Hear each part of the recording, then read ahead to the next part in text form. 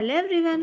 మీరందరూ నానమ్మ రెసిపీలు, అమ్మమ్మ రెసిపీలు వినుంటారు గానీ, తాతయ్య రెసిపీ వినుండరు కదా! సో, నేను అదే చూపిద్దామని ఈరోజైతే వచ్చేసాను. అదేమంటే మా తాత అసలు నాన్ వెజ్ తిండు. ఓన్లీ వెజ్ పర్సన్ అనమాట. ఆ వెజ్‌లోనూ కూడా ఆయనకు స్వీట్స్ అంటే పిచ్చి పిచ్చిగా ఇష్టం. చెప్పలేనంత అనమాట. మా తాత ఇప్పుడు చనిపోయి ఎక్కడున్నారో గానీ, నేను ఈ రెసిపీ తినేది చూస్తే మాత్రం ఖచ్చితంగా నా దగ్గరికొచ్చేస్తాడు. ఆయనకు ఆల్రెడీ నోరూరిపోతుండుంటది. ఆఫ్టర్‌నూన్ మా నానమ్మకి కాల్ చేస్తే నాకు ఈ రెసిపీ చెప్పిందనమాట. సో, మీకోసం ట్రై చేస్తున్నాను. అరే ఫస్ట్ ఈ రెసిపీ పాయింట్‌కొస్తే వేడి వేడి అన్నం వేసుకొని, ముద్దపప్పు వేసుకొని, కొంచెం అరిసె చించుకొని తింటుంటే ఉందండి.